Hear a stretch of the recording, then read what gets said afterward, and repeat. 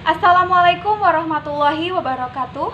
Perkenalkan, nama saya Gita Cempaka Indah. Saya dari semester 2, kelas A, Fakultas Hukum Universitas Surya Kencana. Di sini saya akan memenuhi tugas yang diberikan oleh Ibu Profesor Dr. Hajah Heni Nuraini SHMH dengan asisten dosennya yaitu Bapak Dr. Muhammad Rendi Aridayandi SHMH tentang mereview pada pertemuan ketiga yaitu pada tanggal 8 Februari 2021 tentang tindak hukum pidana atau delik.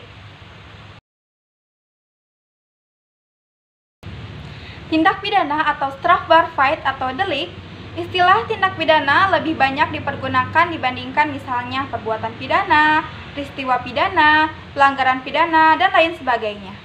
Ada beberapa alasan kenapa istilah tindak pidana lebih banyak dipergunakan seperti halnya yang pertama. Dari segi sosio-yuridis, hampir semua perundang-undangannya, pidana itu menggunakan istilah tindak pidana. Yang kedua, semua instansi penegak hukum dan aparatnya menggunakan istilah tindak pidana.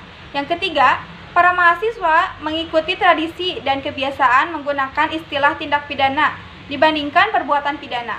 Contohnya bisa dilihat pada Undang-Undang Nomor 7 Darurat Tahun 1955 tentang tindak pidana ekonomi, Undang-Undang Nomor 35 Tahun 2009 tentang tindak pidana narkotika, dan Undang-Undang Nomor 20 Tahun 2001 tentang tindak pidana korupsi. Pengertian tindak pidana. Tindak pidana merupakan pengertian yuridis yang berbeda dengan istilah kejahatan atau perbuatan jahat. Dilihat dari isinya terdiri dari perbuatan pidana atau criminal act, pertanggungjawaban pidana atau criminal responsibility atau criminal liability. Terdapat pandangan yang memisahkan pengertian antara perbuatan pidana dan pertanggungjawaban pidana atau disebut juga dualistis.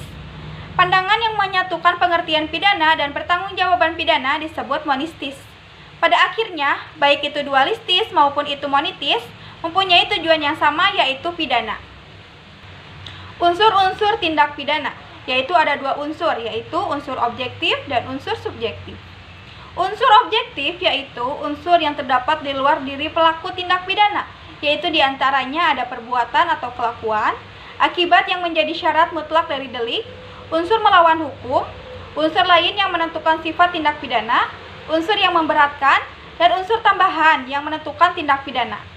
Sedangkan unsur subjektif yaitu unsur yang terdapat di dalam diri pelaku tindak pidana, yaitu ada unsur kesengajaan, kealpaan atau culpa, niat, maksud, direncanakan atau dengan rencana terlebih dahulu, perasaan takut atau fresh. Contohnya pada pasal 362 tentang pencurian. Syarat deliknya pada pencurian yaitu mengambil barang orang lain. Unsur lainnya yaitu untuk dimilikinya.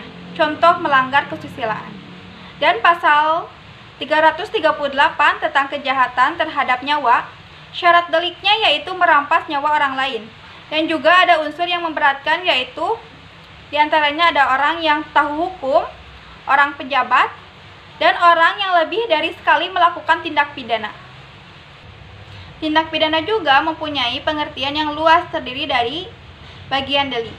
Meliputi yaitu ada pertama terdapat dalam rumusan delik, yang kedua penuntut umum harus mencantumkan dalam surat dakwaan, yang ketiga harus dibuktikan di pengadilan, dan yang keempat, apabila tidak terbukti, hakim harus membebaskan terdakwa.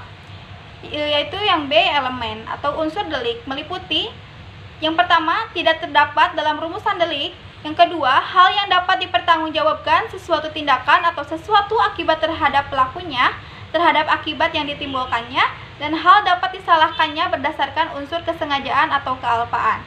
Yang ketiga, harus dianggap dan disyaratkan dalam setiap rumusan delik. Yang keempat, penuntut umum tidak perlu mencantumkan dalam surat dakwaan. Dan yang kelima, apabila hakim merasa ragu, maka harus melepaskan tertuduh dari segala tuntutan hukum. Teknik atau cara merumuskan tindak pidana yaitu ada tiga. Yang pertama, hanya memberikan nama yuridis atau kualifikasinya tanpa menyebutkan unsur-unsurnya. Misalnya, ada di pasal 351 ayat 1-5 KUHP. Yang kedua, hanya menentukan unsur-unsurnya tanpa memberikan kualifikasinya atau nama yuridisnya. Misalnya, ada pada pasal 281 KUHP. Yang ketiga, memberikan kualifikasi dan unsur-unsur serta nama yuridisnya. Misalnya pada pasal 362 dan pasal 372 KUHP. Subjek tindak pidana yaitu ada dua. Yang pertama hanya manusia, yaitu ditujukan untuk tindak pidana umum saja. Yang kedua, manusia dan korporasi ditujukan untuk tindak pidana umum dan khusus. Jenis-jenis tindak pidana pertama menurut KUHP terbagi menjadi dua, yaitu kejahatan terdapat pada buku 2 dari pasal 104 sampai pasal 488 KUHP.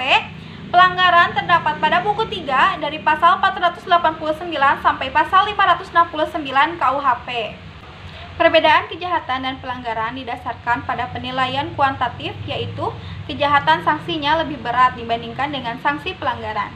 Selain itu juga berdasarkan pada kualitatif, bahwa kejahatan sama dengan delik hukum dan pelanggaran sama dengan delik undang-undang. Yang kedua, menurut doktrin diantaranya yaitu delik formil dan delik material, delik komisionis, delik omisionis, delik komisionis per omissionem komissa, delik dolus dan delik culpa, delik tunggal dan delik berganda, delik aduan dan bukan delik aduan, delik politik dan delik umum, delik khusus dan delik umum. Mungkin itu saja yang bisa saya sampaikan pada review pertemuan ketiga ini. Mohon maaf bila ada kesalahan. Wassalamualaikum warahmatullahi wabarakatuh.